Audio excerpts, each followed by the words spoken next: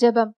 அன்பின் பரலோக பிதாவே, உம்மை நன்றியோடு துதிக்கிறோம் அப்பா, ஸ்தோத்தரிக்கிறோம், நன்றி செலுத்துகிறோம். உம்முடைய அன்புக்காக, உம்முடைய கிருபைக்காக, உம்முடைய இரக்கங்களுக்காக நன்றி செலுத்துகிறோம் அப்பா. உம்முடைய கிருபை பெரியது, உம்முடைய இரக்கம் மகா பெரியது. நன்றி செலுத்துகிறோம் அப்பா. தாயின் கருவில் உருவாகிறதற்கு முன்னமே எங்களை நீர் அறிந்திருக்கிறீர். எங்களுடைய கருவை உம்முடைய கண்கள் கண்டது. உலக தோற்றத்திற்கு முன்பதாகவே கிறிஸ்துவுக்குள் எங்களை நீர் முன் குறித்திருக்கிறீர். தாயின் கருவில் எங்களை காப்பாற்றி இருக்கிறீர். இனிமேலும் நான் உங்களை ஏந்துவேன், சுமப்பேன், தப்புவிப்பேன் என்றவரே, உமக்கு நன்றி செலுத்துகிறோம் அப்பா. உம்மை போற்றுகிறோம், உம்மை புகழுகிறோம், உம்மை வணங்குகிறோம். ஒருவருக்கே எங்கள் ஆராதனையை செலுத்துகிறோம் தகப்பனே. எங்களுக்கு என்ன என்ன தேவைகளோ எல்லாவற்றையும் சிலுவையில் செய்து முடித்திருக்கிறீர். இந்த சத்தியத்திற்கு நேராக எங்களை வழி நடத்தி கொண்டிருக்கிறீர். சத்திய ஆவியானவரே, வேதத்தின் ரகசியங்களை, மறைபொருட்களை எங்களுக்கு எளிமையாக நாங்கள் புரிந்து கொள்ளும் வகையில் எங்களுக்கு கற்றுக் கொடுக்கிறதற்காக நன்றியப்பா. தடைகளை, மனக்கடினத்தை இயேசுவின் நாமத்தினாலே நான் அப்புறப்படுத்துகிறேன். சத்தியத்தை அறிந்து கொள்ளக்கூடிய, அதை தாழ்மையாக ஏற்றுக்கொள்ளக்கூடிய உணர்வுள்ள இருதயங்களை எங்கள் ஒவ்வொருவருக்கும் நீர் தருகிறதற்காய் நன்றி செலுத்துகிறேன்.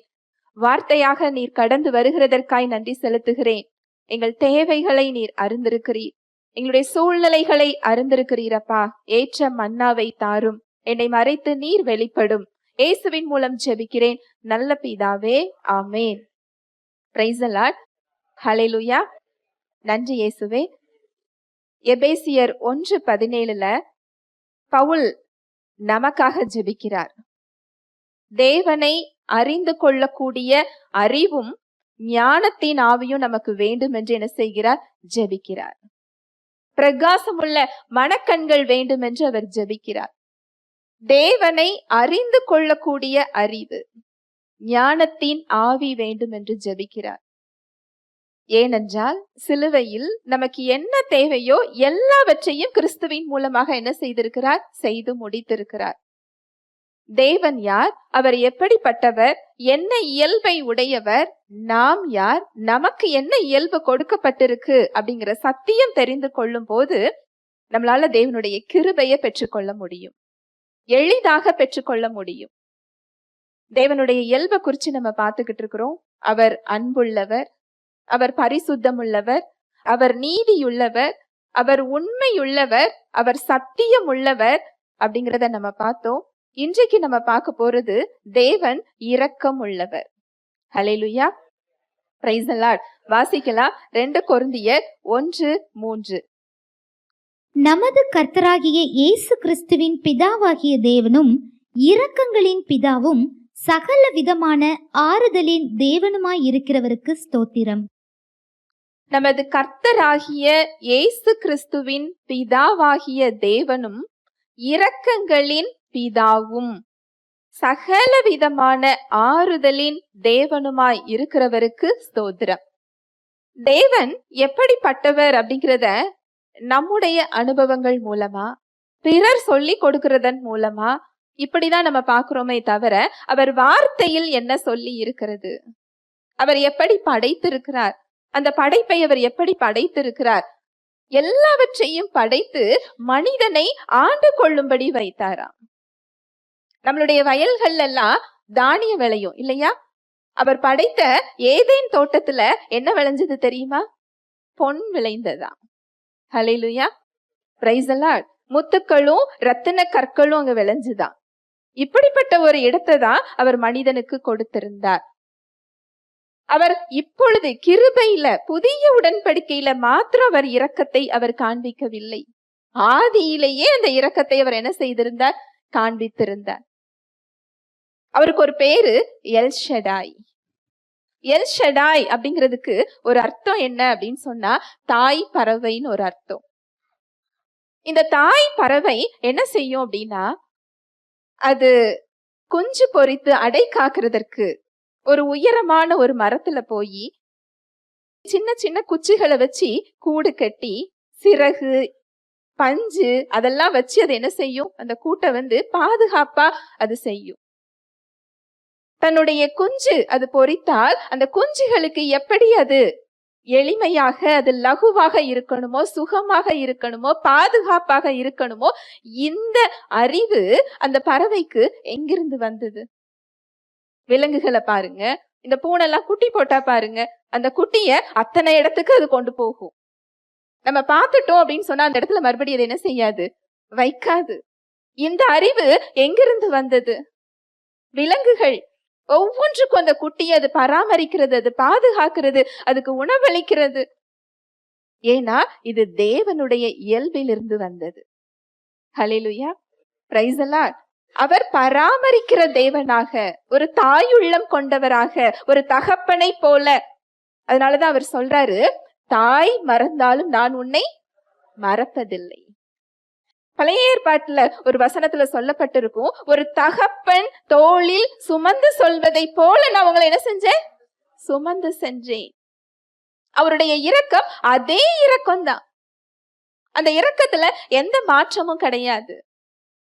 அங்க நியாயப்பிரமாணம் கொடுத்ததும் அந்த அன்பின் வெளிப்பாடுதான். அந்த அன்பு அதுல மறைவாக இருந்தது.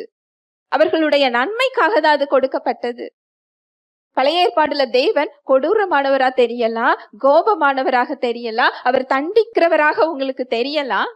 ஆனா அதுல அன்பு மறைவாக இருக்கிறது. சின்ன குழந்தைங்கள நம்ம கிச்சனுக்கு எடுத்துட்டு போவோம். அடுப்பு பக்கத்துல அந்த தீய பார்க்கும்போது அது கையை நம்ம என்ன செய்வோம், பிடித்து வைத்துக் கொள்ளுவோம் இல்லையா? ஏன்னா அதுக்கு சுடுங்கிறது என்ன செய்யாது, தெரியாது. அது திரும்ப திரும்ப கை நீட்டினா அதை இறக்கி பாதுகாப்பா விடுவோம், இல்ல கையில ஒரு 2 அடி என்ன செய்வோம், கொடுப்போம். நம்ம கவனிக்காமல் இருக்கும் போது அது கையை நீட்டுச்சுன்னா அந்த கை என்ன பண்ணும், சுடும். அது அந்த தீ சுட்ட பிறகு அது ஒரு பாடத்தை கற்றுக்கொள்ளும். அதுல கையை நீட்டினா என்ன செய்யும், சுடும். அம்மா ஒரே வார்த்தை சொல்லும் பொழுது கேட்டிருந்தால் அந்த இடத்துக்கு அது போக வேண்டிய அவசியம் இல்லை. அது போலதான் மனிதர்களின் நிலைமையும். அவருடைய வார்த்தை ஒவ்வொன்றும் நம்முடைய பாதுகாப்புக்காக சொல்லப்படுபவை, நம்மை பராமரிக்கிறதற்காக சொல்லப்படுபவை, நம்மை வழி நடத்துகிறதற்காக. அவருடைய பாதையில் ஜீவன் உண்டு, அதில் மரணம் இல்லை. நமக்கு அது பாரமா இருக்கலாம், நமக்கு கடினமா இருக்கலாம், ஆனா அதுல ஜீவன் இருக்கிறது. அதுல மாத்திரம்தான் ஜீவன் இருக்கு. அவர் வார்த்தையின் மூலமாக தான் நம்மை வழி நடத்துகிறாரே தவிர ஒரு தீங்கான காரியத்தின் மூலமாக நம்மள அவர் என்ன செய்யல, வழி நடத்துகிற தேவன் அல்ல. ஒரு பெரிய ஒரு உதாரணம் ஆண்டவராகிய இயேசு கிறிஸ்து தான். நீங்க தேவனை எப்படி பார்க்கணும் அப்படின்னா, கல்வாரியின் மூலமாக, அவர் சிலுவையில் கொடுத்த மீட்பின் மூலமாக, இயேசு கிறிஸ்துவின் மூலமாக, இதன் மூலமாக நீங்க தேவனை பார்த்தாதான் தேவனோட அன்பு உங்களுக்கு என்ன செய்யும், புரியும். அந்த இரக்கம் தெரியும். நீங்க வேதத்தையே, முழு வேதத்தையும் இந்த சிலுவையின் வெளிச்சத்துல நீங்க வாசிக்கும் போதுதான் அவருடைய இரக்கம் என்னங்கிறத உங்களால முழுமையாக புரிந்து கொள்ள முடியும். அவருடைய படைப்புல இருந்து, பழைய ஏற்பாடு காலத்துல இருந்து புதிய ஏற்பாடு காலம் வரைக்கும், இப்பொழுது உள்ள கிருபையின் காலம் வரைக்கும் அவர் இரக்கத்தின் தேவனாக இருக்கிறார். ஹல்லேலூயா, பிரைஸ் தி லார்ட். பழைய ஏற்பாடுல வசனம் சொல்லுது பாருங்க, சங்கீதம் 103, 11, 17. பூமிக்கு வானம் எவ்வளவு உயரமாய் இருக்கிறதோ அவருக்கு பயப்படுகிறவர்கள் மேல் அவருடைய கிருபையும் அவ்வளவு பெரிதாயிருக்கிறது. பூமிக்கு வானம் எவ்வளவு உயரமாய் இருக்கிறதோ அவருக்கு பயப்படுகிறவர்கள் மேல் அவருடைய கிருபையும் அவ்வளவு பெரிதாய் இருக்கிறது. அடுத்து 17வது வசனம். கர்த்தருடைய கிருபையோ அவருக்கு பயந்தவர்கள் மேலும் அவருடைய நீதி அவர்கள் பிள்ளைகளுடைய பிள்ளைகள் மேலும் அனாதியாய் என்றென்றைக்கும் உள்ளது. கர்த்தருடைய கிருபையோ அவருக்கு பயந்தவர்கள் மேலும் அவருடைய நீதி அவர்கள் பிள்ளைகளுடைய பிள்ளைகள் மேலும் அனாதியாய் என்றைக்கும் உள்ளது. அடுத்த வசனம் பாருங்க, சங்கீதம் 103, 13. தகப்பன் தன் பிள்ளைகளுக்கு இரங்குகிறது போல கர்த்தர் தமக்கு பயந்தவர்களுக்கு இரங்குகிறார். தகப்பன் தன் பிள்ளைகளுக்கு இரங்குகிறது போல தேவன் எப்படி இறங்குகிறாரா? தகப்பன் தன் பிள்ளைகளுக்கு இறங்குகிறது போல. ஒரு தகப்பன் தன் பிள்ளைக்கு எப்படி இறங்குவார்? எந்த அளவுக்கு இறங்குவார்? என்ன விதமான இரக்கத்தை நம்முடைய பிள்ளைகளுக்கு காண்பிப்போம் இல்லையா? எல்லாவற்றையும் காண்பிப்போம். நம்மிடம் உள்ள எல்லாவற்றையும் பிள்ளைகளுக்கு என்ன செய்வோம்? கொடுப்போம். அதுக்கு ஒரு லிமிட் கிடையாது. அது எத்தனைதான் காயப்படுத்தினாலும், எத்தனைதான் அது துன்பப்படுத்தினாலும், நீ வேண்டான்னு சொல்லி பெற்றவர்களை சொன்னாலும், பெற்றவர்களால் பிள்ளை என்ன செய்ய முடியாது? மறக்க முடியாது. தன்னுடைய வாழ்நாள் முழுவதும் பிள்ளைகளுடைய எதிர்காலத்துக்காகவே ஓடுகின்ற தகப்பன், தன்னுடைய நலனை பார்க்காமல், தன்னுடைய சுகத்தை பார்க்காமல், தன்னுடைய தேவையை பார்க்காமல், பிள்ளை பிறந்ததுல இருந்து அது வளர்கிறது, படிக்கிறது, திருமணம், எதிர்காலத்துக்கும் சேர்த்து வைக்கின்ற தகப்பன். ஒரு தகப்பன் தன் பிள்ளைக்கு இறங்குகிறது போல தேவன் என்ன செய்யறாரா? இறங்குகிறார். ஹல்லேலூயா, பிரைஸ் தி லார்ட்.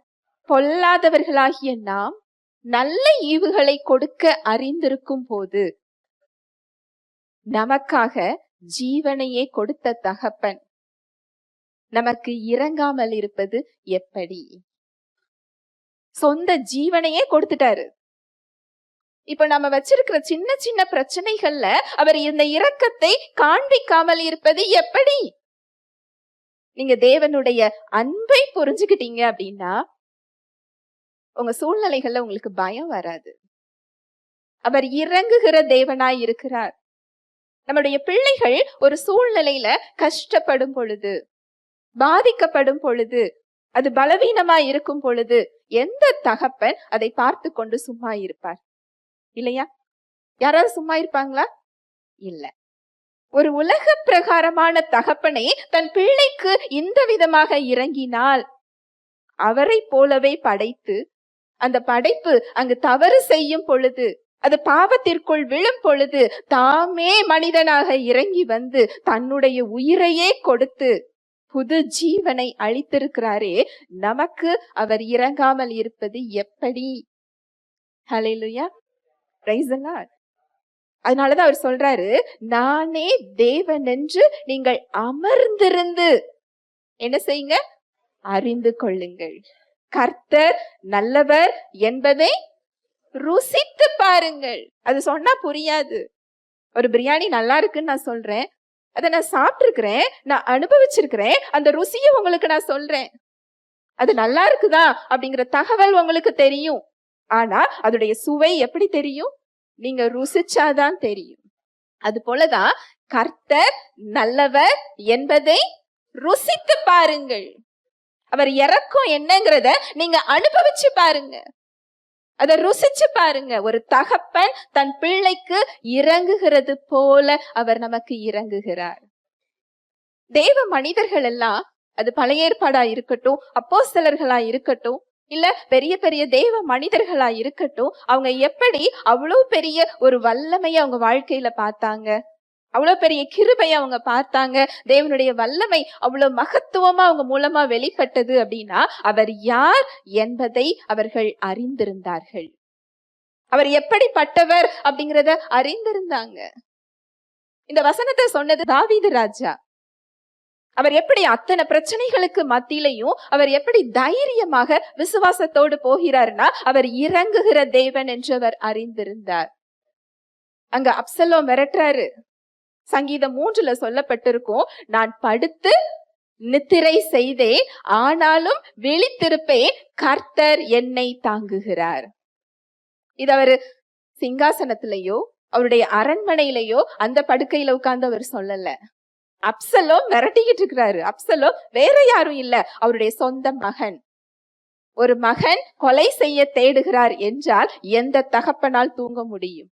இல்லையா? அவர் படுக்கிறாராம். எங்க? கட்டாந்தரையில, அதுவும் காட்டுக்குள்ள. அவர் படுக்கிறார், தூங்குறாரா, காலையில எழுந்திருக்கிறாரா. அப்படின்னா என்ன அர்த்தம் தெரியுமா? அது பாதுகாப்பை குறிக்கிறது. இந்த நிச்சயம், இந்த தைரியம் அவருக்கு எப்படி வந்தது? அவர் இறங்குகிற தேவன், அவர் உருக்கமானவர், அவர் கிருபை உள்ளவர், அவர் தயை மிகுந்தவர் அப்படிங்கிறத யாரு அறிஞ்சிருந்தா? தாவீது ராஜா. அவர் காலத்துல ஏசு கிறிஸ்து இறங்கி வரல, ஜீவனை கொடுக்கல, ஆவியானவர் அவருக்கு உள்ள இல்ல, வெளியில தான் அபிஷேகம் அவருக்கு. அவரால இந்த அளவு நிச்சயமாக அறிந்து கொள்ள முடிந்தால் நமக்கு இன்று ஆவியானவர் கொடுக்கப்பட்டிருக்கிறார். அவர் நம்மை விட்டு விலகி போகிறவர் அல்ல, என்றென்றைக்குமாக அவர் நமக்குள் இருக்கிறார். இயேசு கிறிஸ்துவை குறித்து நமக்கு கற்றுக் கொடுக்கிறாரா? சகல சத்தியத்திற்கு நேர வழி நடத்துறாரா? நம்மை ஆற்றுகிறாரா? தேற்றுகிறாரா? ஆலோசனை சொல்கிறாரா? வழி நடத்துகிறாரா? அப்போ நம்ம எந்த அளவுக்கு தேவனை அறிந்து கொள்ள முடியும்? எந்த அளவுக்கு விசுவாசத்துல நம்ம பலப்பட முடியும் இல்லையா? ஹல்லேலூயா, பிரைஸ் தி லார்ட். அடுத்த வசனம் பாருங்க, யாத்ராகமம் 34:6. கர்த்தர் அவனுக்கு முன்பாக கடந்து போகிறபோது அவர், கர்த்தர் கர்த்தர் இரக்கமும் கிருபையும் நீடிய சாந்தமும் மகாதயையும் சத்தியமும் உள்ள தேவன். இது மோசே மூலமாக சொல்லப்பட்ட வார்த்தைகள். கர்த்தர் இரக்கமும் கிருபையும் நீடிய சாந்தமும் மகா தயவும் உள்ள தேவன். மோசே அதை அறிந்திருந்தார். அவருடைய வாழ்க்கையில பல அற்புதங்களை பார்க்க முடியும். மோசேயை போல தேவனை முகமுகமாய் கண்டவர் ஒருவரும் இல்லை. அவர் சொல்றாரு, கர்த்தர் இரக்கமும் கிருபையும் நீடிய சாந்தமும் மகா தயவும் உள்ள தேவன். ஏனென்றால் அந்த மக்களை அவர் வழி நடத்தும் போது எப்பேற்பட்ட மக்களாய் அவர்கள் இருந்தாலும், எப்படி முறுமுறுத்தாலும், எப்படி வணங்கா கழுத்துள்ள ஜனங்களாக இருந்தாலும் அவருடைய இரக்கம் அவர்களை கைவிடல. அந்த பிரசன்னம் அவங்க கூடவே போறத அவர் பாக்குறாரு. அந்த வல்லமை அவர்களை பாதுகாக்கிறத பாக்குறாரு, பராமரிக்கிறத பாக்குறாரு. ஹல்லேலூயா, பிரைஸ் தி லார்ட். அடுத்த வசனம் பாருங்க, நெகேமியா 9:17. அவர்கள் செவி கொடுக்க மனதில்லாமலும் அவர்களிடத்திலே நீர் செய்த உம்முடைய அற்புதங்களை நினையாமலும் போய் தங்கள் கழுத்தை கடினப்படுத்தி தங்கள் அடிமைத்தனத்துக்கு திரும்பும்படிக்கு அவர்கள் கலகம் பண்ணி ஒரு தலைவனை ஏற்படுத்தினார்கள். ஆகிலும் வெகுவாய் மன்னிக்கிறவரும் இரக்கமும் மன உருக்கமும் நீடிய சாந்தமும் மகா கிருபையும் உள்ளவருமான தேவனாகிய நீர் அவர்களை கைவிடவில்லை. நெகேமியா பாபிலோன் ராஜா கிட்ட அடிமையாக கொண்டு போகப்பட்டவர். அங்க ஒரு புற ஜாதி ராஜா கிட்ட பான பாத்திரக்காரரா இருக்கிறாரு. அவர் எருசலேம் அலங்கம் இடிந்து விழுந்த செய்தி அவர் கேட்கிறாரு. அதை கேட்டுட்டு அந்த துக்கத்தை அவரால் தாங்கிக் கொள்ள முடியல. அங்க உள்ள மக்கள் எல்லாம் சிறைப்பிடித்து போடப்பட்டதையும் அவர் கேட்கிறாரு. அந்த அலங்கம் இடிந்து விழுந்ததையும் அவர் என்ன செய்யறாரு? கேட்கிறாரு. அது ஒரு பெரிய ஒரு துக்கமான செய்தி அவருக்கு. அவர் இருக்கிறதே ஒரு அடிமையாதான் அங்க என்ன செய்து கொண்டு இருக்கிறார்? இருந்து கொண்டிருக்கிறார். அங்க அவர் எப்படி ஜெபிக்கிறார் பாருங்க, 17வது வசனம் மறுபடி வாசிக்கலாம். அவர்கள் செவி கொடுக்க மனதில்லாமலும் அவர்களிடத்திலே நீர் செய்த உம்முடைய அற்புதங்களை நினையாமலும் போய் தங்கள் கழுத்தை கடினப்படுத்தி தங்கள் அடிமைத்தனத்துக்கு திரும்பும்படிக்கு அவர்கள் கலகம் பண்ணி ஒரு தலைவனை ஏற்படுத்தினார்கள். இது இஸ்ரேல் மக்களை குறிச்சு சொல்லப்பட்டிருக்கு. அந்த மக்கள் எப்படி அவருடைய அற்புதங்களையும் அடையாளங்களையும் அவருடைய இரக்கத்தையும் வல்லமையையும் நினைக்காமல் மறுபடியும் அந்த கலகம் பண்ணி எங்க போறாங்களா? அடிமைத்தனத்துக்கு போறாங்களா? அதுக்கப்புறம் அவர் சொல்றார் பாருங்க, ஆகிலும் வெகுவாய் மன்னிக்கிறவரும் இரக்கமும் மன உருக்கமும் நீடிய சாந்தமும் மகா கிருபையும் உள்ளவருமான தேவனாகிய நீர் அவர்களை கைவிடவில்லை. அதனாலதான் நெகேமியாவால அலங்கத்தை கட்ட முடிந்தது. அவர் மன்னிக்கிறவர், மனம் உருக்கம் நிறைந்தவர், நீடிய சாந்தமும் மகா கிருபையும் உள்ளவர். அவர் கிருபையின் காலத்துல என்ன செய்யல? வாழல. என்னதான் பிரச்சனை இருந்தாலும் அவர் தேவன் யார் என்பதை அவர் நினைவு கூறுகிறார். அவருடைய இயல்பு என்னங்கிறதை அவர் தெரிந்திருக்கிறார். அவர் இரக்கத்தின் தேவன், அவர் தயவின் தேவன், அவர் மன உருக்கத்தின் தேவன். இரக்கம் மனதுருக்கம் ரெண்டுக்கும் ஒரு வித்தியாசம் உண்டு. என்ன வித்தியாசம் தெரியுமா? இரக்கம் அப்படிங்கிறது பாவப்படுறது, இறங்குகிறது. மனதுருக்கம் அப்படிங்கிறது வாய் வார்த்தைகளோடு நின்று விடாமல் செயல்படுவது. ஹல்லேலூயா, பிரைஸ் தி லார்ட். நம்ம ரோட்ல போகும்போது நிறைய காரியங்களை குறிச்சு இறக்கப்படுவோம், பாவம்னு சொல்லி நினைப்போம். அதுக்கு பேர் என்னது? இரக்கம். மனதுருக்கம்னா என்னன்னா இறங்கி அவங்கள கையில தூக்கி விடுறது, அவங்களுக்கு உதவி செய்யறது, அந்த இடத்துல அவங்களுக்கு மேல வர்றதுக்கு உதவி செய்யறது. அதுக்கு பேரு தான் என்னது? மனதுருக்கம். தேவன் இறங்குகிற தேவன் மாத்திரம் இல்ல, மனதுருக்கத்தின் தேவன். ஹல்லேலூயா, பிரைஸ் தி லார்ட். நெகேமியா எப்படி அங்க தேவனுடைய கிருபைய, அவருடைய வல்லமையை பெற்றுக்கொண்டார்னா, அவர் இறங்குகிற தேவன் என்பதை அவர் அறிந்திருந்தார். தேவனுடைய நன்மைகள் எல்லாமே நம்முடைய செயல்களின் மூலம் நமக்கு கிடைக்கல. நம்ம கண்ணீர் விட்டு ஜெபிக்கிறதுனாலயோ, நம்ம வேதம் வாசிக்கிறதுனாலயோ, நம்ம உபவாசிக்கிறதுனாலயோ நம்ம தேவனுடைய பிள்ளைகளாய் மாற்றப்படவில்லை. அவருடைய இரக்கத்தின் அடிப்படையில் அந்த கிருபை நமக்கு கொடுக்கப்பட்டிருக்கிறது. தேவனுடைய வல்லமையா இருக்கட்டும், அவருடைய கிருபை, அவருடைய தயவு, அவருடைய இரக்கம் எல்லாமே, அவருடைய அன்பு, அந்த இரக்கம் மனதுருக்கத்தின் மூலமாக நமக்கு கிடைக்குது. நமக்கு தகுதியே கிடையாது. நம்ம தகுதியை பார்த்து இந்த இரக்கத்தை அவர் கொடுக்கல, நம்முடைய தேவையை பார்த்து அவர் கொடுத்திருக்கிறார். ஹல்லேலூயா, பிரைஸ் தி லார்ட். இந்த சூழ்நிலைகளுக்கு மத்தியில அவர் இறங்குகிற தேவன் என்று அறிந்ததினால்தான் அவங்களால உறுதியா நிற்க முடிந்தது. அடுத்து யோனா சொல்றார் பாருங்க, யோனா 4:2. கர்த்தரை நோக்கி விண்ணப்பம் பண்ணி, ஆ கர்த்தாவே, நான் என் தேசத்தில் இருக்கும்போதே நான் இதை சொல்லவில்லையா? இது நிமித்தமே நான் முன்னமே தர்ஷீஷுக்கு ஓடி போனேன். நீர் இரக்கமும் மன உருக்கமும் நீடிய சாந்தமும் மிகுந்த கிருபையும் உள்ளவரும் தீங்குக்கு மனஸ்தாபப்படுகிறவருமான தேவன் என்று அறிவேன். அங்கு ஒரு ஜட்ஜ்மெண்ட் கொடுக்கிறாரு. அந்த பட்டணத்துக்கு நிறைய தீமை இருக்கிறதுனால ஒரு தண்டனை அந்த மக்களுக்குன்னு சொல்லி அறிவிக்கிறார். யோனாவுக்கு போய் அந்த மக்கள் கிட்ட போய் சொல்றதுக்கு என்ன இல்ல? விருப்பம் இல்ல. ஏன் விருப்பம் இல்ல அப்படின்னா, அந்த மக்கள் தண்டனையை பெற்றுக்கொள்ள வேண்டும். நம்ம போய் அந்த தண்டனையை சொல்லிவிட்டோம் என்றால் அந்த மக்கள் மனம் திரும்புவார்கள். தேவன் எப்படிப்பட்ட தேவன்? இரக்கமுள்ள தேவன். அதுதான் அந்த வசனம் சொல்லுது. மறுபடி வாசிக்கலாம். கர்த்தரை நோக்கி விண்ணப்பம் பண்ணி, ஆ கர்த்தாவே, நான் என் தேசத்தில் இருக்கும்போதே நான் இதை சொல்லவில்லையா? இது நிமித்தமே நான் முன்னமே தர்ஷீஷுக்கு ஓடி போனேன். நீர் இரக்கமும் மன உருக்கமும் நீடிய சாந்தமும் மிகுந்த கிருபையும் உள்ளவரும் தீங்குக்கு மனஸ்தாபப்படுகிறவருமான தேவன் என்று அறிவேன். அவர் இரக்கமும் மனதுருக்கமும் உடையவர்ங்கிறத அறிந்து அந்த மக்களுக்கு போய் அவர் சுவிசேஷம் என்ன செய்யல? சொல்லலையா? ஏன்னா அந்த மக்கள் மனம் திரும்பினா அவங்க என்ன செஞ்சிருவாங்க? தேவன் கிட்ட இரக்கத்தை பெற்றுக் கொள்ளுவார்கள் அப்படின்னு சொல்லி. அவர் எந்த அளவுக்கு தேவனை தெரிஞ்சு வச்சிருக்கிறார் பாருங்களேன். தேவன் இரக்கம் உள்ளவர், அவர் இரக்கங்களின் பிதா, அவர் இரக்கத்தில் ஐஸ்வர்யவான், இரக்கங்களின் பிதா.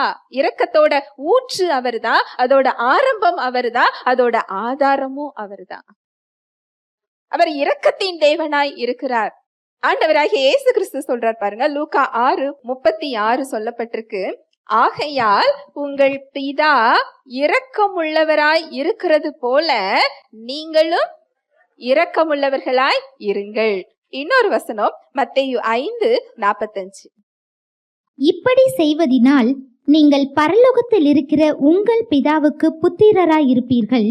அவர் தீயோர் மேலும் நல்லோர் மேலும் தமது சூரியனை உதிக்க பண்ணி நீதி உள்ளவர்கள் மேலும் அநீதி உள்ளவர்கள் மேலும் மழையை பெய்ய பண்ணுகிறார். இது தேவனுடைய இரக்கத்தை குறித்து சொல்லப்பட்டிருக்கு. தேவன் யார் என்று நீங்கள் தெரிந்து கொண்டீங்க அப்படின்னு சொன்னா அந்த இரக்கத்தை உங்க வாழ்க்கையில என்ன செய்ய முடியும்? பெற்றுக்கொள்ள முடியும். உங்க சூழ்நிலைகள்ல பெற்றுக்கொள்ள முடியும். நம்ம இன்றைக்கு பார்க்க போறது தேவனுடைய இரக்கத்தை குறித்து பார்க்க போறோம். சிலுவையில அவருடைய இரக்கத்தை குறித்து பார்க்க போறோம். அடுத்து வருகின்ற வாரத்துல நம்ம வாழ்க்கையில அந்த இரக்கத்தை எப்படி பெற்றுக்கொள்வது அப்படிங்கிறத பார்க்க முடியும். ஏசு கிறிஸ்து சொல்றாரு, உங்களுடைய பிதா இரக்கமுள்ளவராய் இருப்பது போல நீங்களும் இரக்கமுள்ளவராய் இருங்கள்.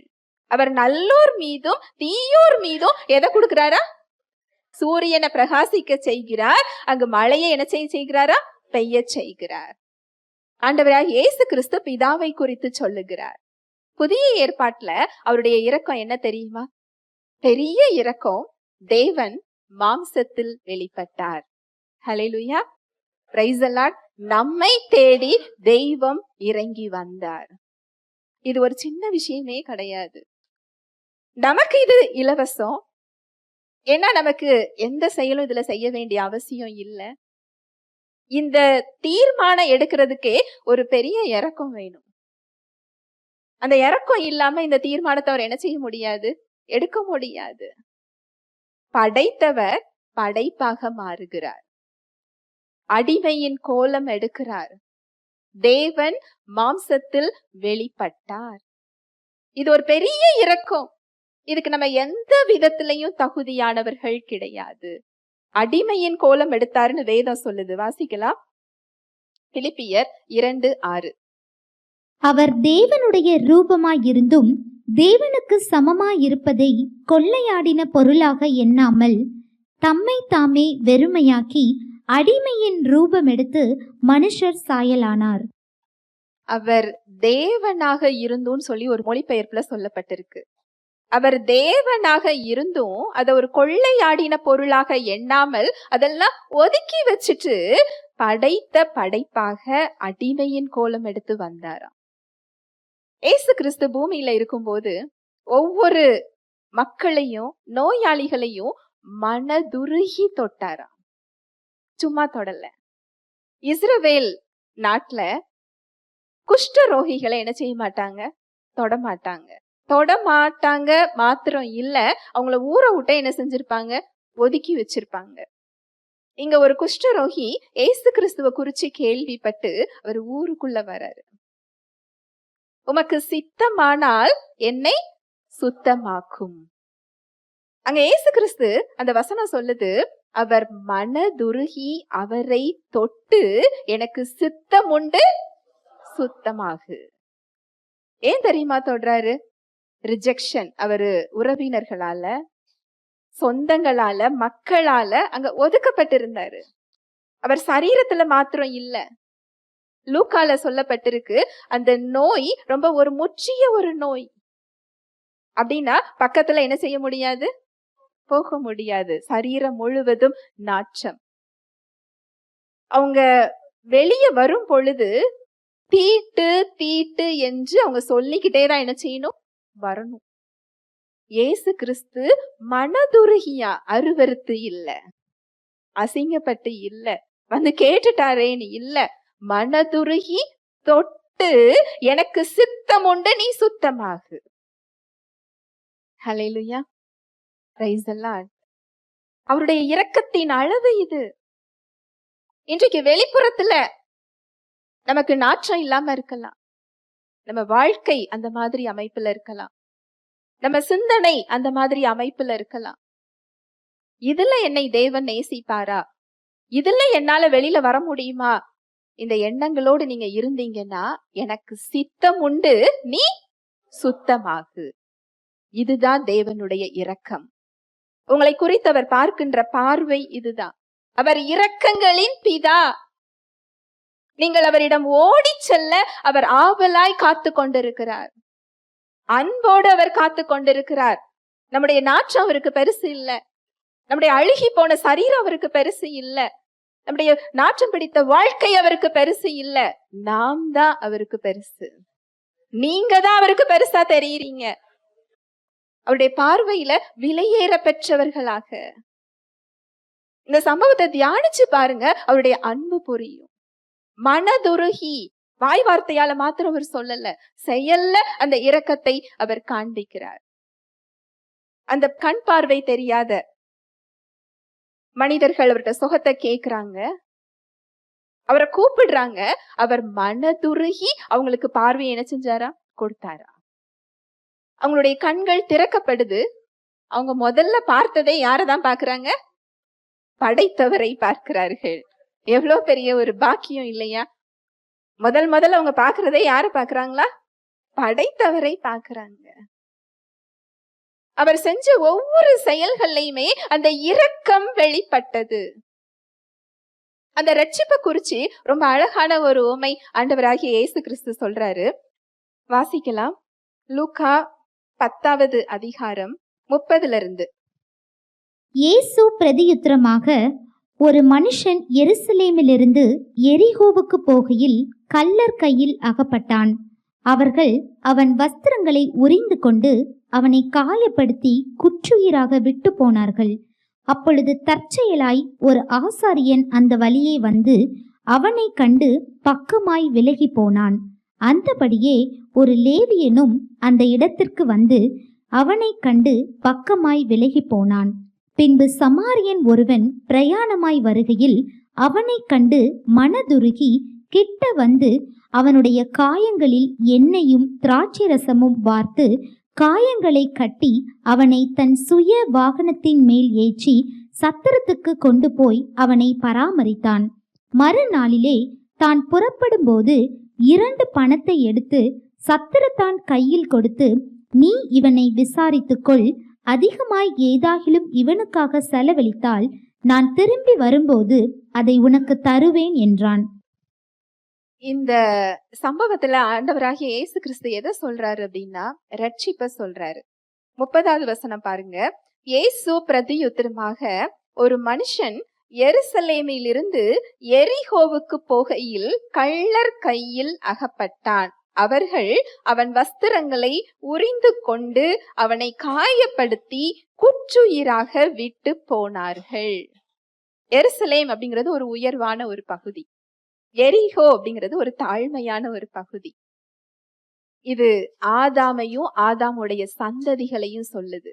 உயர்வாக நம்மை படைத்திருந்தார், அவரை போல சாயல்ல படைத்திருந்தார். பாவத்தினால் தாழ்மையான இடத்துக்கு என்ன செஞ்சோம்? வந்துட்டோம்.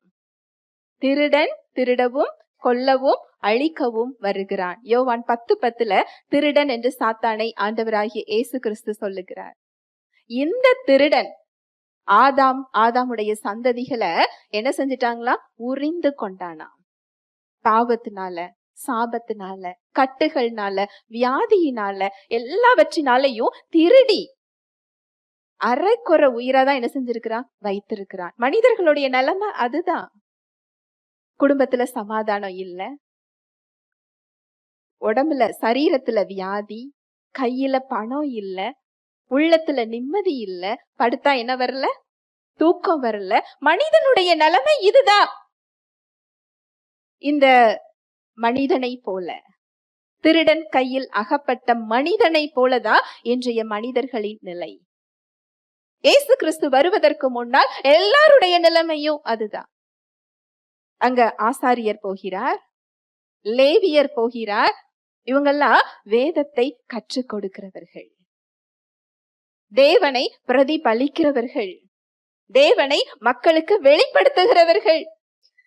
ஆனா அந்த மனுஷனுக்கு என்ன செய்யல? உதவி செய்யல. எப்பவுமே மதம்ங்கிறது வேற, கிறிஸ்துவோடு உறவுங்கிறது வேற. நீங்க மதத்துக்காக பக்தி வைராகியமா இருக்கிறது அவரோட உறவுக்கு ஒப்பாகாது. நீங்க வஞ்சிக்கப்படாதிருங்கள். இவங்கெல்லாம் மதத்தை போதிக்கிறவர்கள். தேவனை பிரதிபலிக்கிற இடம் உங்களுக்கு கொடுக்கப்பட்டிருந்தது. ஆனா மக்கள் முக்கியம் இல்ல, அவங்க கொள்கைகள் தான் முக்கியம். அங்க லேவியன் பக்கத்துல போகல, ஆசாரியன் பக்கத்துல போகல, சமாரியன் வருகிறார். இந்த சமாரியன் யாரு அப்படின்னா, யூதர்களால ஒதுக்கி வைக்கப்பட்டவங்க. யூதர்கள் அவரோடு என்ன செய்ய மாட்டாங்க? சம்பந்தம் கொள்ள மாட்டாங்க. ஏன்னா அவங்க பியூரா இல்ல, அவங்க கலப்பு திருமணம் செஞ்சிருக்கிறாங்க, அந்நிய ஜாதியாரோடு அவங்க கலந்திருக்கிறாங்க, அவங்க சுத்தமாக இல்லைன்னு சொல்லி அவங்க கிட்ட என்ன செய்ய மாட்டாங்க? போக மாட்டாங்க. அந்த வசனத்தை மறுபடி வாசிக்கலாம். அப்பொழுது தற்செயலாய் ஒரு ஆசாரியன் அந்த வழியே வந்து அவனை கண்டு பக்கமாய் விலகி போனான். அந்தபடியே ஒரு லேவியனும் அந்த இடத்துக்கு வந்து அவனை கண்டு பக்கமாய் விலகி போனான். பின்பு சமாரியன் ஒருவன் பிரயாணமாய் வருகையில் அவனை கண்டு மனதுருகி கிட்ட வந்து அவனுடைய காயங்களில் எண்ணெயும் திராட்சை ரசமும் வார்த்து காயங்களை கட்டி அவனை தன் சுய வாகனத்தின் மேல் ஏற்றி சத்திரத்துக்கு கொண்டு போய் அவனை பராமரித்தான். இதுல சமாரியன் சொல்லி ஆண்டவராகிய இயேசு கிறிஸ்துவை குறித்து சொல்லப்பட்டிருக்கு. அவர் நடந்து வரல, ஒரு சுய வாகனத்துலதான் என்ன செய்யறாரு, வருகிறார்.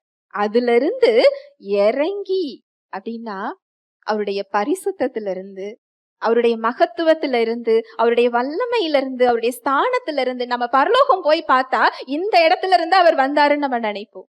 24 மணி நேரமும் பரிசுத்தவான்களும் தூதர்களும் அவரை பரிசுத்தர் பரிசுத்தர் பரிசுத்தர் என்று ஓயாமல் என்ன செஞ்சிட்டு இருக்கிறாங்களா, துதிச்சுக்கிட்டே இருக்கிறாங்களா.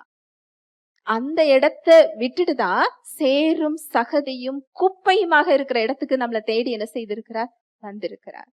அந்த அதிகாரத்துல அவர் வரல, கிட்ட வந்து மனதுருகி என்ன செஞ்சாரா அப்படின்னா, இந்த மனிதருடைய காயங்களில் எண்ணெயும் திராட்சரசமும் வார்த்து காயங்களை கட்டி அவனை தன் சுய வாகனத்தின் மேல் ஏற்றி சத்திரத்துக்கு கொண்டு போய் அவனை பராமரித்தார்.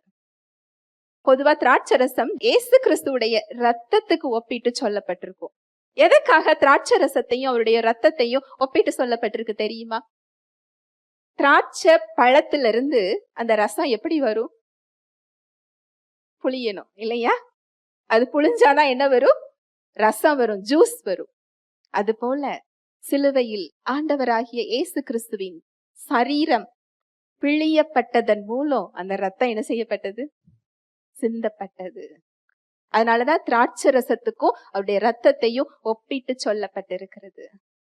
அந்த காயங்களுக்கு அவருடைய ரத்தத்தை வைத்து, நம்முடைய காயங்களுக்கு திருடன் நம்ம கிட்ட எல்லாத்தையும் திருடி அறக்குறை உயிராதான் என்ன செஞ்சிருக்கிறான், போட்டிருக்கிறான். யாரும் நமக்கு உதவி செய்ய முடியாது, மீட்பர் தான் அங்க உதவி செய்ய வேண்டும். தன்னுடைய ஸ்தானத்திலிருந்து, தன்னுடைய சுய இடத்திலிருந்து இறங்கி வந்து அவருடைய ரத்தத்தை கொடுத்து, அந்த காயங்கள் அவருடைய ரத்தத்தின் மூலம் கட்டப்படுகிறது. அவர் காசு கொடுத்து இதை வாங்கல. எண்ணெய்ன்னு சொல்லப்படுறது ஆவியானவரை குறித்து சொல்லப்படும். அங்கு யார் ஒருவர் இயேசு கிறிஸ்து செஞ்ச செயலை விசுவாசிக்கிறோமோ தேவனுடைய பிள்ளையாக நாம் மாற்றப்படுகிறோம். அந்த அதிகாரத்தை தேவன் கொடுத்திருக்கிறார். எப்போ விசுவாசிக்கிறோமோ அடுத்த வினாடியே ஆவியானவர் நம்முடைய கல்லான இருதயத்தை எடுத்து சதையான இருதயத்தை வைக்கிறார். புது ஆவியை அங்கு உருவாக்குகிறார். தேவ வித்தினால் மறுபடியும் நாம் ஜெனிபிக்கப்படுகிறோம். தூக்கி எடுத்து பராமரித்து சத்திரத்துல கொண்டு போய் விட்டு கையில பணத்தையும் கொடுத்து இன்னும் அதிகமாக தேவை என்றால் திரும்ப வரும்போது என்ன செய், வாங்கிக்கொள். ரட்சிப்பை குறித்து அழகாக சொல்லப்பட்ட ஒரு சம்பவம். இரங்குகிற தேவன், அவர் இரக்கத்தின் தேவன். யாரும் உங்களை கண்டு கொள்ளாமல் போகலாம், உங்களை கைவிட்டிருக்கலாம். அவங்க கைவிடாம இருந்தாலும் மனிதர்களால் ஒரு சில லிமிட்டுக்கு மேல உங்களுக்கு என்ன செய்ய முடியாது, உதவி செய்ய முடியாது. மனிதர்களை நம்பாதேயுங்கள். நீங்க அதை நம்பினால் அது உங்கள் கால்களுக்கு கண்ணி. வேதம் சொல்லுது, நான் சொல்லல. என்றைக்கு நம்புறோமோ அது ஒரு கண்ணி தான். நம்ம நம்பிக்கை மனிதர்கள் மீது அல்ல, கர்த்தரை நம்புகிறவனோ செழிப்பான், பாக்கியவான். கர்த்தர் மேல் தன் நம்பிக்கையை வைத்திருக்கிறவன் எப்படிப்பட்டவனா, பாக்கியவான். அவன் இலையுதிரா மரத்தை போல் இருக்கிறான், அவன் ஆற்றங்கரையோர நடப்பட்ட மரத்தை போல் இருக்கிறான். எரேமியால அந்த வசனம் ரொம்ப நல்லா இருக்கும். சுய பலத்தின் மேல, தம் புத்தியின் மேல, மனிதர்கள் மேல நம்பிக்கையை வைக்கிறவங்க நன்மை வருகிறத காணாம இருக்கிறோமா? அவர்கிட்ட இருந்து வர்ற நன்மை நமக்கு தெரியாததுனால நம்ம நம்பிக்கை யார் மேல போகுது, மனுஷன் மேல. எப்ப மனுஷன் மேல நம்பிக்கை போகுதோ, எப்ப சுய புத்தியின் மேல நம்பிக்கை போகுதோ, அவர் கொடுக்க நினைக்கிறத விட நம்ம குறைவான ஒரு இடத்துல நின்று கொண்டிருக்கிறோம்னு அர்த்தம். அவர் இறங்குகிற தேவனாய் இருக்கிறார். உங்க வாழ்க்கையில அவர் சிறந்ததை தர விரும்புகிறார். அதனாலதான் நீ என்னை மாத்திரம் நம்புன்னு சொல்றாரு. என்னிடம் வா. நீ உலகத்தை தேடி ஓடாத, மனிதர்களை தேடி ஓடாத, உன் புத்தியை தேடி ஓடாத, உன் பலத்தை தேடி ஓடாத, உன் அதிகாரத்தை தேடி ஓடாத. நீ என்னிடம் வா. அந்த இரக்கத்துக்கு அளவே இல்லை. நீங்க நம்பி பாருங்க உங்க வாழ்க்கையில அவரை. எந்த இடத்துல நம்ப முடியலையோ அவருடைய இரக்கத்தை தியானிங்க, அவருடைய அன்பை தியானிங்க. அவர் இந்த அளவுக்கு இறங்கி வந்து என்னுடைய காயங்களை கட்டி இருப்பார் என்றால், இந்த அளவுக்கு அவருடைய இரத்தத்தினால் என்னை கழுவி சுத்தப்படுத்தி எனக்கு ஒரு புது ஜீவனை கொடுத்திருப்பார் என்றால், இந்த இடத்துல நான் நிற்க வேண்டிய அவசியமே இல்லை. அவர் இறங்குகிற தேவனாய் இருக்கிறார். ஹல்லேலூயா, பிரைஸ் தி லார்ட். அவர் இரக்கங்களின் பிதா. அவர் இரக்கத்தை சொன்னா புரியாது, அனுபவிச்சாதான் புரியும். கர்த்தர் நல்லவர் என்பதை ருசித்து பாருங்கள். இது ரட்சிப்பை குறித்து சொல்லப்பட்ட ஒரு ஓமை. புதிய ஏற்பாட்டுல சொல்லப்பட்ட தேவனுடைய இரக்கம். இந்த இரக்கம் மாத்திரம் இல்ல, இந்த ரட்சிப்புல புதிய ஆவியை நம்ம பெற்றிருக்கிறோம். அவர் தங்கி இருக்கிற ஆலயமாய் நம்ம மாற்றப்பட்டிருக்கிறோம். இதுக்கெல்லாம் தகுதியே கிடையாது. நீங்க பழைய ஏற்பாடுல எடுத்து வாசிச்சு பாருங்க. அந்த மகா பரிசுத்த ஸ்தலம், அந்த உடன்படிக்கை பெட்டியை தொட்டா என்ன செஞ்சிருவாங்க? இறந்து போயிருவாங்க. அங்கு ஒருவருடைய வீட்டுல இருந்து எருசலேமுக்கு உடன்படிக்கை பெட்டியை கொண்டு வரணும்னு தாவீது ராஜா நினைக்கிறார். அங்க ஊசா அது ஆடி கீழே விழுந்துடக்கூடாதுன்னு அதை என்ன செய்யறாரு? பிடிக்கிறாரு. என்ன செஞ்சிட்டாரு? இறந்து போயிட்டாரு. தேவன் கொடூரமானவர் அல்ல. அந்த பெட்டியை எப்படி தூக்கணும்னு ஒரு ப்ரொசீஜர் உண்டு. அது அவருடைய பரிசுத்தம். அந்த பரிசுத்தம் இல்லாம அது பக்கத்துல என்ன செய்ய முடியாது? போக முடியாது. அது ஒரு லா, அது ஒரு விதி. அப்படிப்பட்ட பரிசுத்தத்தின் தேவன் இன்று நமக்குள் வாசம் செய்கிறார்.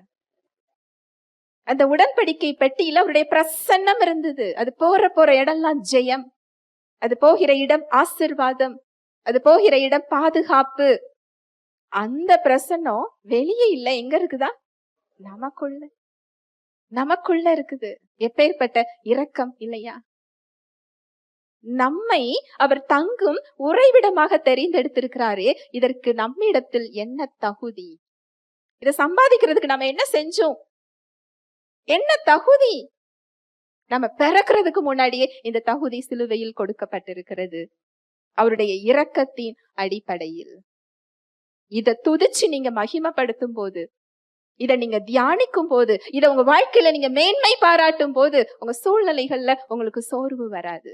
நான் தனியா இல்ல, என்னை விட்டு விலகாத என் நேசர் எங்க இருக்கிறாரு? எனக்குள்ள இருக்கிறாரு. என்னை கைவிடாத நேசர், என்னை பாதுகாக்கின்ற நேசர், என்னை அரவணைக்கின்ற நேசர், எனக்கு இறங்குகிற நேசர், என்னை பலப்படுத்துகிற நேசர் எனக்குள் இருக்கிறார். அவர் இறங்குகிற தேவனாக இருக்கிறார். நான் அவரை அறிஞ்சுக்கிட்டேன், நான் ரட்சிப்பை பெற்றிருக்கிறேன். மறுபடியும் நான் தவறி விழுந்துட்டேனே, நான் பாவம் செஞ்சுட்டேனே, தேவன் என்னை விட்டு போயிட்டாரோ, என்ன விலகிட்டாரோ, என் மேல கோபமாயிருப்பாரோ? சாத்தான் உங்களை வஞ்சிப்பான், தேவன் உங்க மேல கோபமா இருக்கிறான்னு சொல்லி. பாவம் தேவனுக்கு பிடிக்காது. அவர் பாவத்தை காம்ப்ரமைஸ் பண்ற தேவன் கிடையாது. ஆனா அவரோட வல்லமை இல்லாம உங்களால பாவத்துல இருந்து என்ன செய்ய முடியாது? வெளியே வர முடியாது. நியாயப்பிரமாணம் நம்ம யாருங்கிறதை காண்பித்தது, தேவன் எப்படிப்பட்டவர்ங்கிறதை அது காண்பித்தது, அவருடைய வழி என்ன என்பதை அது போதித்தது. கிருபை நம்மை அவருடைய ஸ்டாண்டர்டுக்கு மாத்தியது. ஹல்லேலூயா, பிரைஸ் தி லார்ட். இந்த இடத்துல நம்ம வருத்தப்பட்டு சோர்ந்து போய் தேவன் கிட்ட போறதுக்கு குற்ற மனசாட்சியோடு இன்றைக்கு நின்று கொண்டிருந்தீர்கள் என்றால், அவர் இரக்கமுள்ள தேவனாக இருக்கிறார்.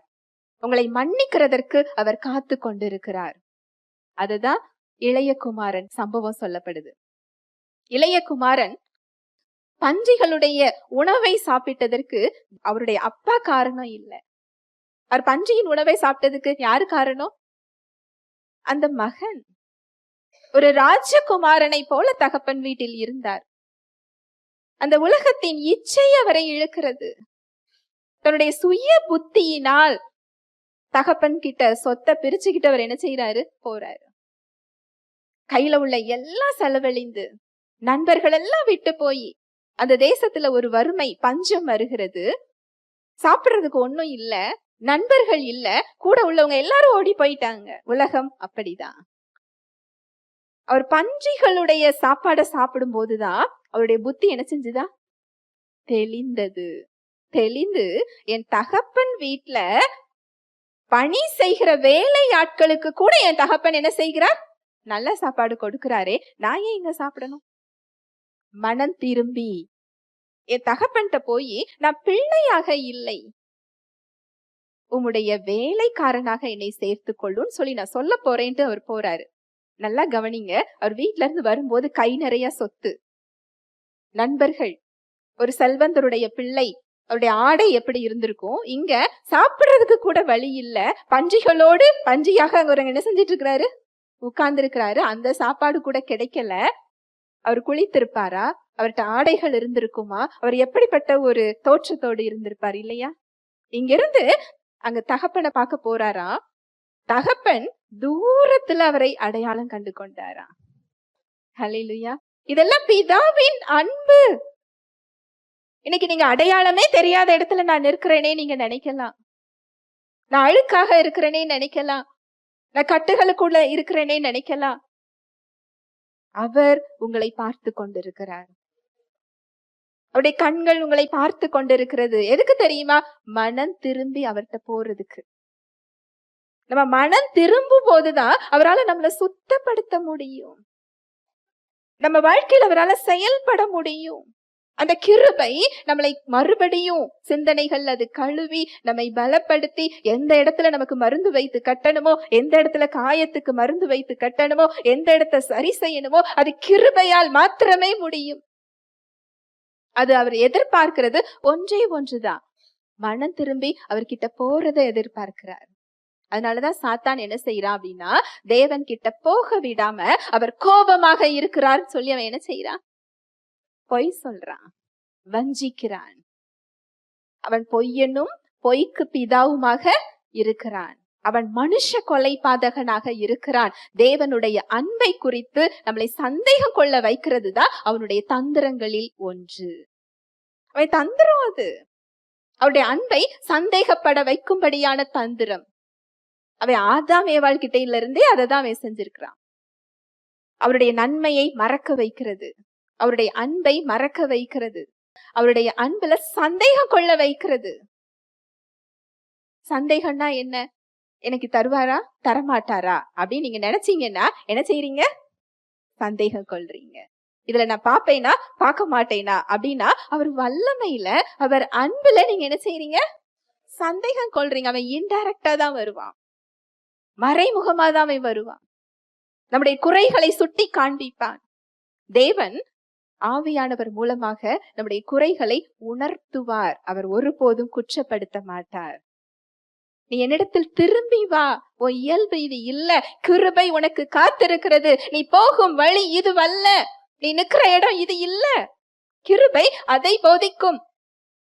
அவர் உங்களை குற்றப்படுத்த மாட்டார். அங்க திரும்பி போறாரு அந்த மகன். என்ன கேட்டு போறாரு? ஒரு வேலையாளாக நான் இருக்கிறேன் அப்படின்னு சொல்லிட்டு அவர் போறாரு. அந்த தகப்பன் என்ன தெரியுமா செஞ்சாரா? அவருடைய அழுக்க பார்க்கல, அவர் நாற்றத்தை பார்க்கல, அவர் இருந்த கோலத்தை பார்க்கல, அவரை கட்டி அணைத்தாரா. அந்த வசனம் சொல்லுது, முத்தம் செய்து கொண்டே இருந்தார். அவருடைய கண்ணுக்கு அந்த அழுக்கு என்ன செய்யல? தெரியல. அவர் பார்வையில என்ன தெரியுமா தெரிஞ்சது? என் மகன் மரித்து போயிருந்தான், இன்று திரும்பவும் உயிர் தெழுந்தான். இன்றைக்கு தேவன் நம்மளையும் அப்படிதான் பார்க்கிறார். அவரை விட்டு போனாலே அந்த இடம்தான். நம்ம திரும்ப வரும் பொழுது நம்முடைய அழுக்கை அவர் பார்க்கல, நம்ம கோலத்தை அவர் பார்க்கல, நம்ம கையில வச்சிருக்கிறத அவர் பார்க்கல. என் பிள்ளை மறுபடியும் என்னிடத்தில் வந்து விட்டாள், என் பிள்ளை மறுபடியும் என்னிடத்தில் வந்து விட்டான் அப்படின்னு சொல்லி முத்தம் செஞ்சுக்கிட்டே இருந்தாரா.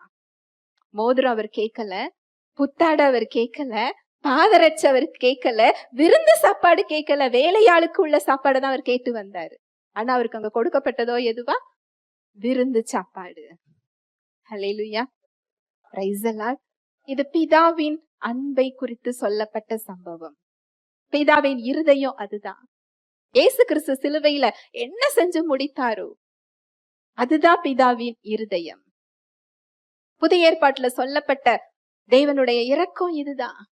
சிலுவையில பெரிய இரக்கம். அந்த இரக்கத்தெல்லாம் ஆவியானவர் தான் நமக்கு புரிய வைக்கணும். நமக்கு அது இலவசமா கிடைச்சதுனால அது லேசாக தெரிகிறது. என் தேவனே, என் தேவனே, ஏன் என்னை கைவிட்டீர்? அவர் வலி மிகுதியில சொன்னார்னு நினைக்கிறீங்களா? இல்ல. ஆதாம்ல இருந்து கடைசி மனிதன் வரைக்கும் உள்ள எல்லா பாவமும் நாம் நீதிமான்களாக்கப்படுவதற்காக அவர் மீது சுமத்தப்பட்டது. அவருடைய இயல்பு என்ன தெரியுமா? பாவம் பாரா பரிசுத்தர். ஒரு நாற்றம் பிடிச்ச இடத்துல அவரால் என்ன செய்ய முடியாது? நிற்க முடியாது. நீங்க பழைய ஏற்பாடை எடுத்து வாசிச்சு பாருங்க. அந்த பரிசுத்தங்கிறது ஒரு பயங்கரமான ஒரு இடமா இருக்கும். பாவம் உள்ள மனுஷனால அதுல போய் என்ன செய்ய முடியாது? நிற்க முடியாது. ஒரு கரண்ட தொட்டா எப்படி அங்க ஷாக் அடிக்குமோ அது போலதான்.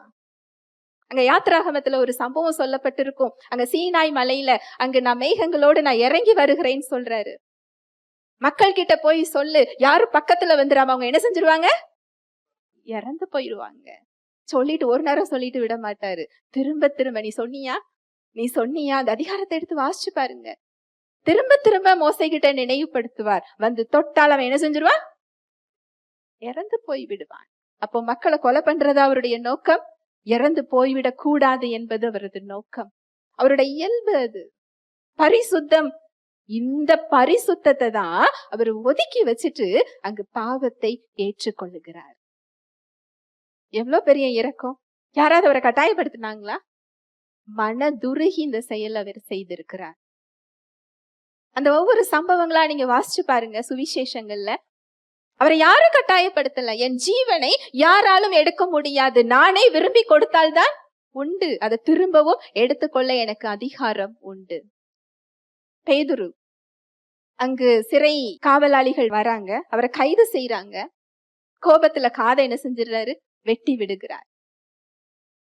பட்டயத்தை உரையில போடு, காதை எடுத்து ஒட்டி விட்டுட்டு, நான் ஜெபித்தால் எனக்கு 12 லேகியோன தேவன் என்ன செய்வார்? பாதுகாக்க அனுப்புவார். ஒரு லேகியோன் அப்படிங்கிறது 6000 பேர். 12 லேகியோன்னா எத்தனை தூதர்கள்? 72,000 தூதர்களை என் தேவன் என்ன செய்வார்? அனுப்புவார். நான் என்னை பாதுகாத்து கொள்றதுக்காக இங்க வரல. என் நலனை தேடி நான் இங்க என்ன செய்யல? வரல. என் ஜீவனை கொடுக்க வந்தேன். அவருடைய இரக்கம். மனதுருகிதான் அதை செய்யறாரு. யாரும் கட்டாயப்படுத்தல. அவர்கிட்ட கசப்பு கலந்த காடிய கொடுக்கறாங்க. வெள்ளை போலம் கலந்த காடி. பொதுவா சிலுவையில் அறையப்படுற எல்லாருமே அதை வாங்கி குடிச்சிருவாங்களாம். ஏன்னா அதுல நம்மளுடைய சரீரத்தை மரத்து போக செய்யக்கூடிய போதை அதுல இருக்குமா. ஏசு கிறிஸ்துவோ அது வேண்டான்னு சொல்லிட்டாரா. ஏன் தெரியுமா? மனதுருகி உள் மனதோடு விருப்பத்தோடு அதை சகிக்க அவர் விரும்பினார். மரத்து போய் அதை சகிக்க அவர் என்ன செய்யல? விரும்பல. எதுக்கு தெரியுமா? இந்த இடத்துல நம்ம நிற்க கூடாது என்பதற்காக. நீங்க வியாதியோட, கட்டுகளோட, பாவத்தோட, சாபத்தோட, வேதனையோட, பிசாசின் பிடிக்குள்ள நீங்க இருக்க கூடாது என்பதற்காக அதை அவர் சகித்து கொண்டாரா. கஷ்டப்பட்டு இல்ல, தனக்கு முன்பாக வைத்திருந்த சந்தோஷத்தின் பொருட்டு. அழுது கொண்டு இல்ல. அவர் இந்த வலி, வேதனை, மரணத்துக்கு பயந்து என் தேவனே, என் தேவனே, ஏன் என்னை கைவிட்டீர் சொல்லவே இல்லை. அந்த பாவத்தை அவரால் என்ன செய்ய முடியாது? சுமக்க முடியாது. அவர் கையில கால்கள்ல ஆணிகளால் அறையப்பட்டாங்களாம். சங்கீதத்துல தாவீது ராஜா சொல்றாரு, கை கால்கள்ல ஆணிகளால் உருவ குத்தினார்கள். யூதர்கள் கிட்ட சிலுவை மரணம் கிடையாது. வேற எந்த ராஜ்யத்திலையும் கிடையாது. எத்தனையோ அரசாங்கம் வந்தது. பாபிலோன், அசிரியா, எத்தனையோ ராஜாக்கள் வந்தாலும் ரோமர்கள் கிட்ட மாத்திரம்தான் சிலுவை மரணம் உண்டு. எதுக்காக தேவன் சிலுவை மரணத்தை தேர்ந்தெடுத்தார் அப்படின்னா, அது ஒரு அகோரமான ஒரு மரணம். அத உங்கள் நிமித்தம், என் நிமித்தம் அவர் சகிக்க இரக்கம் உள்ளவராய் இருந்தார். கால்கள்ல 12 அங்குல ஆணியா, கைகள்ல 6 அங்குல ஆணி, தலையில 1 அங்குல முள். இது மனமுவந்து அந்த வலிய அனுபவிச்சாரா அவரு. இத்தனை பாடுகளும் எதற்காக அப்படின்னா, நாம ரட்சிக்கப்படணும், நாம கெட்டு போக கூடாது, மீட்கப்படணும், அவர் வாழ்வை நித்திய ஜீவனை பெற்றுக்கொள்ள வேண்டும், தேவனுடைய உறவிற்குள் நாம் மறுபடியும் செல்ல வேண்டும். இதோட மோட்டிவ், நோக்கம் என்னன்னு பாத்தீங்கன்னா, முழுவதும் அன்பு, இரக்கம். இதை தவிர வேறொன்றும் இல்லை. இதை நம்ம பெற்றுக்கொள்றதுனால அவருக்கு என்ன லாபம் இல்லையா? உலகம்லாம் நம்ம கிட்ட இருந்து பறிக்கிறதுக்காக தான் நினைக்கும் இல்லையா? என்ன வாங்கலாம் அப்படிதான் நினைக்கிற உலகம். ஆனா அவர் நம்மிடமிருந்து பாவத்தை எடுத்துக்கொண்டாரா? எதை எடுத்துக்கொண்டாரா? பாவத்தை எடுத்துக்கொண்டார். நோயை எடுத்துக்கிட்டாரா? வேதனையை எடுத்துக்கிட்டாரா? சாபத்தை எடுத்துக்கிட்டாரா? கட்டுகளை எடுத்துக்கிட்டாரா? எப்பேற்பட்ட ஒரு அன்பு இல்லையா? எப்பேற்பட்ட ஒரு இரக்கம் இல்லையா? இதையே அவர் செய்திருப்பார் என்றால் இப்பொழுது அவர் உங்களுக்கு இறங்காமல் இருப்பது எப்படி? உங்க சூழ்நிலைகள்ல அவர் தயவு உங்களுக்கு கொடுக்காமல் இருப்பது எப்படி? அவருடைய இரக்கம் என்ன, அவருடைய அன்பு என்னன்னு தெரிந்து கொண்டீங்கன்னா அவருடைய அன்பை உங்களால ருசிக்க முடியும். அவர் சொல்றாரு, ருசிக்கிறதுனா என்ன, நீ என்ன அனுபவிச்சு பாருன்னு சொல்றாரு.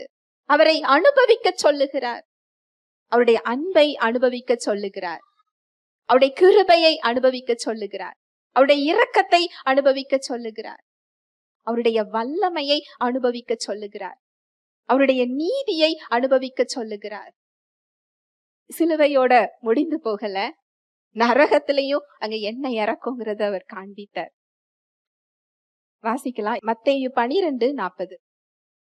யோனா இரவும் பகலும் 3 நாள் ஒரு பெரிய மீனின் வயிற்றில் இருந்தது போல மனுஷகுமாரனும் இரவும் பகலும் 3 நாள் பூமியின் இருதயத்தில் இருப்பார்.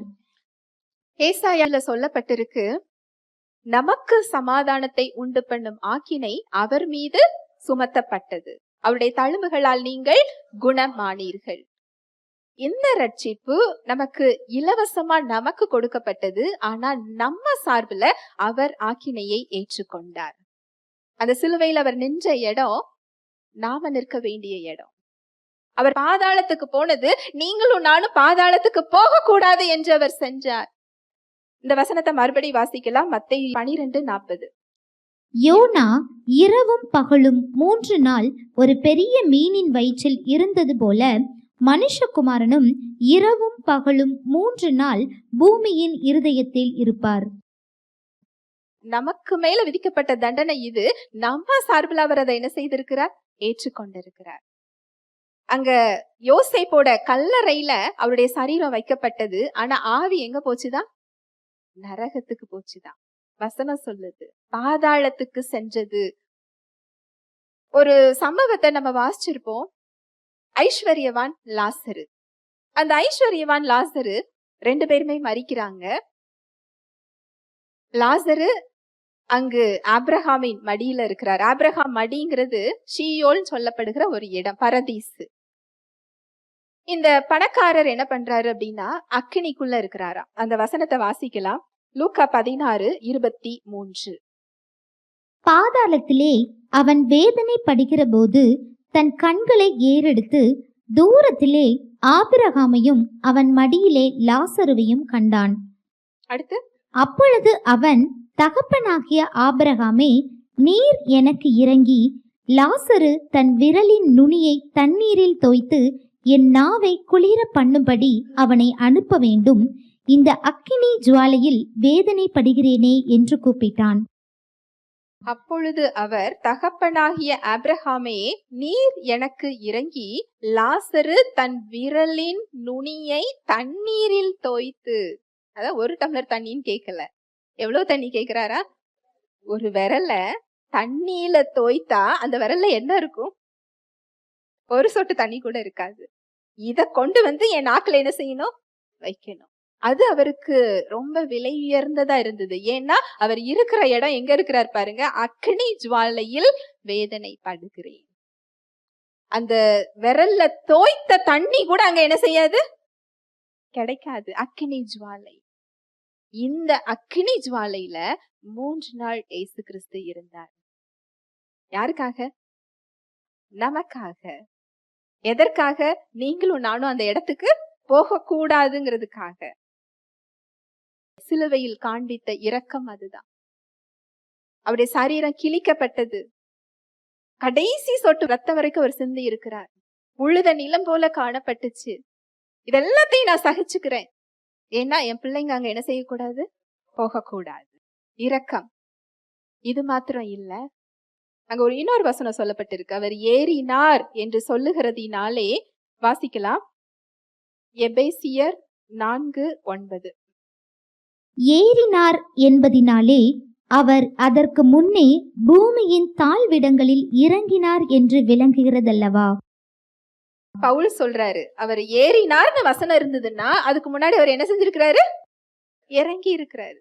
எங்க போயிருக்கிறாரா? பாதாளம் வரைக்கும் அவர் போயிருக்கிறாரா. அந்த மீனின் வயிற்றுல 3 நாளைக்கு மேல அந்த மீனால யோனாவை என்ன செய்ய முடியல? வைக்க முடியல. ஏசு கிறிஸ்துவையும் 3 நாளைக்கு மேல பாதாளத்தால என்ன செய்ய முடியல? பிடித்து வைக்க முடியவில்லை. அங்கு அந்த தேவனுடைய நீதி நமக்கான பாவத்துக்கு ஒரு தண்டனை கேட்டது. நாமெல்லாம் மரணத்துக்கு பாத்திரவான்கள். அதுக்கு ஒரு ஆக்கினை உண்டு. மரணம்தான் அதற்கான தண்டனை. என்றென்று விதைக்குமாக நித்தியமாக தேவனிடமிருந்து பிரிவு. அதுதான் மரணம். நம்ம சரீரம் இங்க போனாலும் ஆவிக்கு மரணம் என்றைக்கும் கிடையாது. இதுல இருந்து நம்மள மீட்கணும் அப்படிங்கிறதற்காக அது ஒரு பெரிய தண்டனை தான். இந்த தண்டனை ஏசு கிறிஸ்து மீது சுமத்தப்பட்டுச்சா? அவரை நொறுக்க பிதா சித்தமானாரா? அதுல விருப்பமா இருந்தாரா? ஏன்னா நீங்களும் நானும் ஒப்புரவாக்கப்படணுங்கிறதற்காக. இரக்கம். அவர் இறங்குகிற தேவன். இந்த அளவுக்கு அவர் என்ன செய்திருக்கிறார்? இறங்கி இருக்கிறார். அங்கு தேவனுடைய நீதி எதையெல்லாம் டிமாண்ட் பண்ணுச்சோ, எதையெல்லாம் கேட்டதோ, அத்தனை தண்டனையும் அங்கு இயேசு கிறிஸ்துவின் மீது சுமத்தப்பட்டது. அவருடைய நீதி அங்கு மேற்கொண்டது. 3 நாளைக்கு மேல மரணத்தால் பாதாளத்தால் அவரை என்ன செஞ்சு வைக்க முடியல? பிடித்து வைக்க முடியவில்லை. மரணத்தை ஜெயமாக விழுங்கினார். அவர் உயிர் தெழுந்தார். அவரோடு கூட நம்மையும் என்ன செஞ்சிருக்கிறார்? உயிர்ப்பித்திருக்கிறார். இதுதான் ரட்சிப்புல நமக்கு கொடுக்கப்பட்டது. சிலுவையில நடந்தது அதுதான். ஏசு கிறிஸ்து காட்டிய இரக்கத்தின் அளவு அதுதான். அதோட அவரோட இரக்கம் முடிஞ்சு போகல. இன்றைக்கு பரலோகத்துல பிரதான ஆசாரியராக நமக்காக அவர் பரிந்து பேசி கொண்டிருக்கிறார். இன்னும் அந்த இரக்கம் என்ன செய்யல? முடியல. 2000 வருஷங்களுக்கு மேல அவருடைய ரத்தம் நமக்காக என்ன செஞ்சுக்கிட்டு இருக்கா? பரிந்து பேசிக்கொண்டே இருக்கிறது. என் மகனுக்காக இந்த ரத்தத்தை நான் என்ன செஞ்சிருக்கிறேன்? சிந்தி இருக்கிறேன். என் மகளுக்காக இந்த ரத்தத்தை நான் என்ன செஞ்சிருக்கிறேன்? சிந்தி இருக்கிறேன். அந்த வசனத்தை மட்டும் வாசிக்கலாம். எபிரேயர் 12:22. நீங்களோ சீயோன் மலையின் இடத்திற்கும் ஜீவனுள்ள தேவனுடைய நகரமாகிய பரம எருசலேமின் இடத்திற்கும் 1000-10,000 தேவதூதர்களிடத்திற்கும் பரலோகத்தில் பேர் எழுதியிருக்கிற முதற் பேரானவர்களின் சர்வசங்கமாகிய சபையினிடத்திற்கும் யாவருக்கும் நியாயாதிபதியாகிய தேவனிடத்திற்கும் பூரணராக்கப்பட்ட நீதிமான்களுடைய ஆவிகளின் இடத்திற்கும் புது உடன்படிக்கையின் மத்தியஸ்தராகிய இயேசுவின் இடத்திற்கும் ஆபேலினுடைய இரத்தம் பேசினதை பார்க்கிலும் நன்மையானவைகளை பேசுகிற இரத்தமாகிய தெளிக்கப்படும் இரத்தத்தின் இடத்திற்கும் வந்து சேர்ந்தீர்கள். புது உடன்படிக்கையின் மத்தியஸ்தராகிய இயேசுவினிடத்திற்கும் ஆபேலினுடைய இரத்தம் பேசினதை பார்க்கிலும் நன்மையானவைகளை பேசுகிற இரத்தமாகிய தெளிக்கப்படும் இரத்தத்தினிடத்திற்கும் வந்து சேர்ந்தீர்கள். இப்ப வரைக்கும் பிதா கிட்ட அவர் நமக்காக என்ன செய்யறாரா? பரிந்து பேசுகிறார். உங்க சூழ்நிலைகள்ல அவர் என்ன செஞ்சிட்டு இருக்கிறாரு? பரிந்து பேசி கொண்டிருக்கிறார். நம்ம செய்ய வேண்டியது அதை அறிந்து கொள்றது. மனம் திரும்பி அவர்கிட்ட என்ன செய்யணும்? போகணும். இந்த இரக்கத்தை நீங்க புரிந்து கொண்டீங்கன்னா அவருடைய அன்புல உங்களால வேர்விட முடியும். பூரண அன்பு உங்கள் பயத்தை புறம்பே தள்ளும். இந்த சூழ்நிலைகளை ஆளுகிற இடத்துக்கு உங்களால என்ன செய்ய முடியும்? வர முடியும். ஹல்லேலூயா. Praise the Lord. ஜெபிக்கலாம். அன்பின் தகப்பனே, உம்மை நன்றியோடு துதிக்கிறோம் அப்பா, ஸ்தோத்தரிக்கிறோம், நன்றி செலுத்துகிறோம். உம்முடைய அன்புக்காக, உம்முடைய கிருபைக்காக, உம்முடைய இரக்கங்களுக்காக நன்றி அப்பா. எப்பேற்பட்ட பாக்கியத்தை எங்களுக்கு நீங்க தந்திருக்கிறீங்க, ஸ்லாக்கியத்தை எங்களுக்கு தந்திருக்கிறீங்கப்பா. உம்முடைய இரக்கத்தை பெறுகிறது நாங்க சம்பாதிச்சு பெறுகிற ஒரு விஷயம் இல்ல. இது எங்களுக்கு பரிசாக கொடுக்கப்பட்ட ஒரு ஈவாக பரிசாக இருக்கிறது. உம்முடைய அன்பின் நிமித்தம் நீர் அதை செய்திருக்கிறீர். இரக்கத்தின் நிமித்தம் எங்களுக்கு நீர் இந்த கிருபையை நீர் கொடுத்திருக்கிறீரப்பா. நீர் கொடுத்த கிருபை பெரியது. உம்முடைய இரக்கம் மகா பெரியது. இரக்கங்களின் தேவனாக நீர் இருக்கிறீர். உம்முடைய கிருபை, தயவு, உம்முடைய அன்பு, உம்முடைய வல்லமை, உம்முடைய ஆற்றல் இதெல்லாம் உம்முடைய இரக்கத்தின் மூலம், உம்முடைய அன்பின் மூலம் எங்களுக்கு கிடைக்கிறது. உம்முடைய இரக்கம் எங்க வாழ்க்கையில செயல்பட காத்து கொண்டிருக்கிறது. சாத்தான் எந்த இடத்துல எல்லாம் எங்களிடம் திருடி இருக்கிறானோ, எந்த இடத்துல எல்லாம் எங்களுடைய அதிகாரங்கள், வாழ்வை அவன் உரிந்து வைத்திருக்கிறானோ, அந்த இடத்திலெல்லாம் இரக்கம் வெளிப்பட காத்து கொண்டிருக்கிறது. எங்களை நீர் நேசிக்கிற ஆண்டவராய் இருக்கிறீர். இறங்குகிற ஆண்டவராய் இருக்கிறீர். மன உருக்கத்தின் தேவனாக நீர் இருக்கிறீர். கிருபை நிறைந்தவராக நீர் இருக்கிறீர். மன்னிக்க தயை பெருத்திருக்கிறீர். அந்த மன்னிப்பை எங்களுக்கு கொடுப்பதற்காக, எங்கள் வாழ்வை சீர்படுத்துவதற்காக நீர் இரக்கத்தோடு காத்து கொண்டிருக்கிறீர். எங்களை அன்பு செய்கிற தேவனாய் இருக்கிறீர். சிலுவையில் நீர் பாராட்டிய இரக்கம் பெரியது. கிறிஸ்துவின் மூலம் நீர் காண்பித்த தயவு பெரியது. உம்முடைய அன்பு மகா பெரியது. நன்றி செலுத்துகிறோம் ராஜா. இதை அறிந்து கொள்ளக்கூடிய உணர்வுள்ள இருதயத்தை எங்கள் ஒவ்வொருவருக்கும் நீர் தருகிறதற்காய் நன்றி. நீர் கொடுத்த ரட்சிப்பிற்காக நன்றி அப்பா. மீட்புக்காக நன்றி. உம்முடைய இரக்கத்துக்காக, கிருபைக்காய் நன்றி செலுத்துகிறோம். வந்திருக்கிற ஒவ்வொருவரையும் உம்முடைய கரத்தில் தருகிறேன். என்ன தேவையில வந்தாங்களோ அவர்களோடு நீர் பேசியதற்காய் நன்றி. உம்முடைய வார்த்தை அவர்களை பலப்படுத்தியதற்காய் நன்றி. அவர்களை காயங்களை மருந்து வைத்து கட்டியதற்காய் நன்றி. தைரியத்தையும் திடத்தையும் சமாதானத்தையும் உம்முடைய வார்த்தை அவர்களுக்கு கொடுத்ததற்காய் நன்றி.